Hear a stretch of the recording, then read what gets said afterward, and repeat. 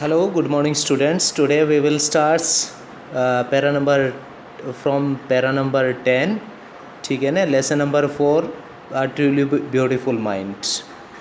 Students, next author कहता है कि while Einstein was solving the most difficult problem in physics, जब Einstein physics की सबसे मुश्किल समस्याओं का समाधान कर रहे थे, हिज प्राइवेट लाइफ वॉज अनरेवल. तो कहता है कि उनका जो व्यक्तिगत जीवन था वो असफल सा होना शुरू हो गया था. कहता है कि Albert had wanted to marry Mileva right after finishing his study, क्योंकि एल्बर्ट अपनी पढ़ाई पूरी करने के बाद मिलेवा से शादी करना चाहते थे, बट इस मदर वॉज अगेंस्ट इट, पर उसकी माँ इसके खिलाफ थी. सी थॉट मिलेवा, वह मिलेवा के बारे में सोचती थी. Was 3 years older than her son, जो उसके बेटे से लगभग 3 साल बड़ी थी. Was too old for him, और इसलिए वह उसके लिए काफ़ी बड़ी रहेगी. She was also bothered by Mileva's intelligence, और उसकी माँ एल्बर्ट की माँ मिलेवा की बुद्धिमत्ता से भी काफ़ी परेशान थी. She is a book like you, वह तुम्हारे लिए एक पुस्तक की तरह है. हिज मदर सेड, उसकी माँ ने कहा. Einstein put the wedding of, Einstein ने इस तरीके से अपनी शादी को अभी रोक लिया. कहता है कि the pair finally married in January 1903, इस प्रकार उस जोड़े ने लगभग 1903 में शादी की. एंड हैड 2 sons, और उनके 2 बेटे हुए. But a few years later, परंतु कुछ दिनों के बाद द मैरिज से फ्लैटर्ड मिलेवा. कहता है कि जो शादी जो थी कहता है कि but a few years later, पर कुछ वर्षों के बाद द मैरिज फ्लैटर्ड, शादी कमज़ोर पड़ने लगी. मिलेवा मीन वाइल, इसी बीच मिलेवा जो थी was losing her intellectual ambition, वह अपनी बौद्धिक इच्छाओं को खो रही थी. And becoming an unhappy house wife, और एक परेशान सी गृहिणी बन चुकी थी. After years of constant fighting, साल भर की लगातार लड़ाई के बाद द कपल फाइनली डिवोर्स्ड इन 1919, इस जोड़े ने आखिरकार 1919 में अपना डिवोर्स मतलब तलाक ले लिया, एक दूसरे से अलग हो गए, जुदा हो गए. कहता है कि Einstein married his cousin Elsa the same year, और उसी साल आइंस्टीन ने अपनी चचेरी बहन से शादी कर ली, कजन से शादी कर ली. कहता है कि Einstein's new personal chapter coincided with his rise a world fame. कहता है कि और आइंस्टीन का जो नया व्यक्तिगत अध्याय था वह उसकी विश्व प्रसिद्धि तक पहुंचने के अनुसार था. कहता है कि इन 1915 में he had published his general theory of relativity, उसने अपनी सामान्य जो सापेक्षता के सिद्धांत को प्रकाशित किया. Which provided a new interpretation of gravity, जिसने कि गुरुत्व को एक नई व्याख्या प्रदान की. इंटरप्रिटेशन व्याख्या करना. An eclipse of the sun in 1919 brought proof, और 1919 में एक सूर्य ग्रहण ने ये बात बिल्कुल सिद्ध कर दी दैट इट वाज एक्यूरेट, कि यह बिल्कुल सही था, सापेक्षता का सिद्धांत. Einstein had correctly calculated, Einstein ने पहले ही सही गणना की थी. इन एडवांस, पहले ही, the extent to which the light from fixed star would be deflected through the sun's gravitational field.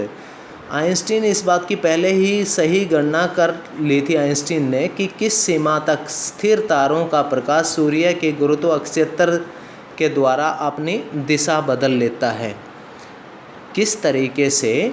ठीक है न, मतलब आइंस्टीन ने इस चीज़ को पहले से ही गणना कर लिया था कि किस सीमा तक, ठीक है न, जो स्थिर तारे हैं उनका प्रकाश सूर्य की ग्रेविटेशनल फील्ड को, ठीक है न, मतलब कि क्या, ग्रेविटेशनल फील्ड के द्वारा वो अपनी सीमा को बदल लेते हैं.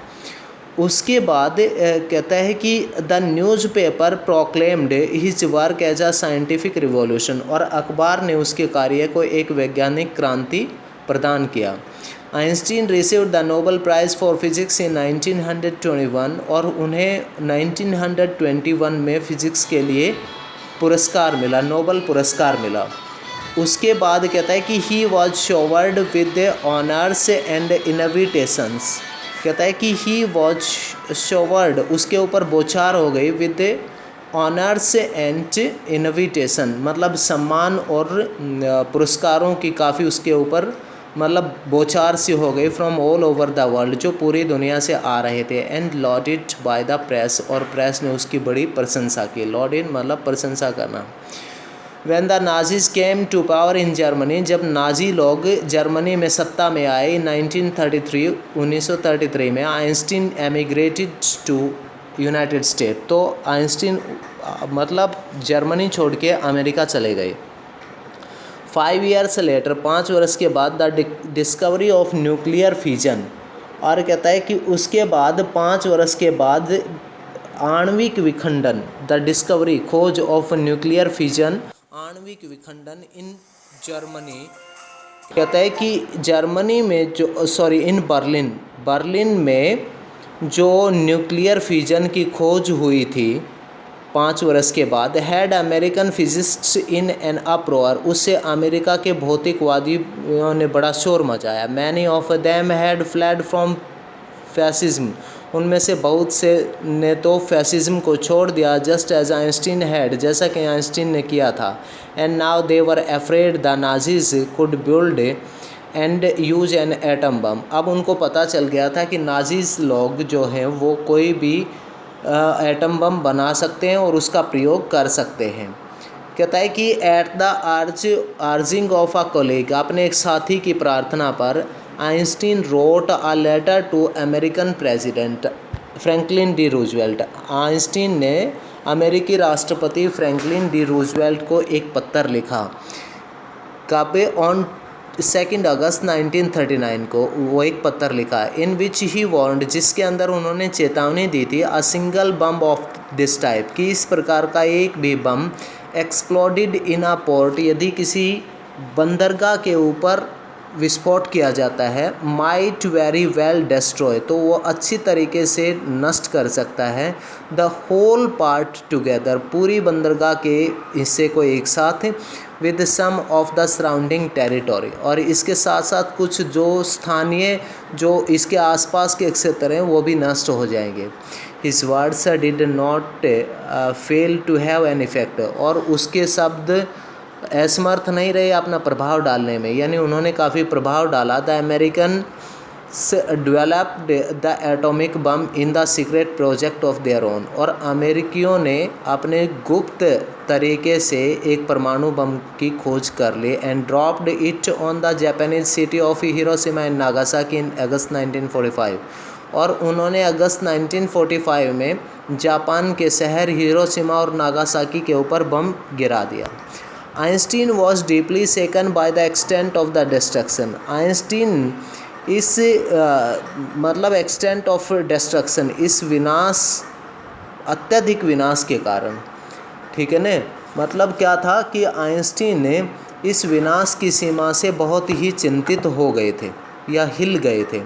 This time he wrote a public message to the United Nation, और इस बार उन्होंने यूनाइटेड नेशंस को, संयुक्त राष्ट्र संघ को एक सार्वजनिक पत्र लिखा। इन 80s में ही प्रोपोज्ड, उन्होंने सुझाव दिया, the formation of a world government, कि वो एक विश्व की सरकार की रचना करें।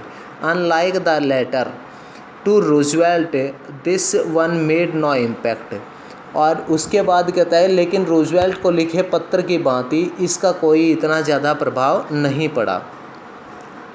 But over the next decade, परंतु अगले ही दशक में आइंस्टीन ने got ever more involve in politics, Einstein politics में ज़्यादा सम्मिलित हो गए। एजिटेटिंग फॉर एन एंड, और एजिटेटिंग उन्होंने एक धरना दिया, for an end to the arms buildup, जो बनाए हुए हथियार हैं उनको ख़त्म करने का, and using his popularity to campaign for peace and democracy, और अपनी प्रसिद्धि का प्रयोग उन्होंने टू कैंपेन यानी एक मतलब आंदोलन चलाया फॉर पीस एंड डेमोक्रेसी, शांति और प्रजातंत्र के लिए उन्होंने फिर एक आंदोलन चलाया। व्हेन आइंस्टीन डाइड इन 1955, जब 1955 में आइंस्टीन की डेथ हो गई एट द एज ऑफ 76, 76 साल की उम्र में, he was celebrated as a visionary, तो उन्हें एक दूरदर्शी एंड अ वर्ल्ड सिटीजन और एक विश्व का नागरिक के रूप में सम्मान दिया गया, माना गया, एज मच एज आ साइंटिफिक जीनियस, और एक तीव्र बुद्धि वाले व्यक्ति के रूप में भी उन्हें माना गया। ठीक है students, now in this way we have completed lesson number 4। ठीक है, so let us so you can read it and learn it fairly. Okay, thanks students.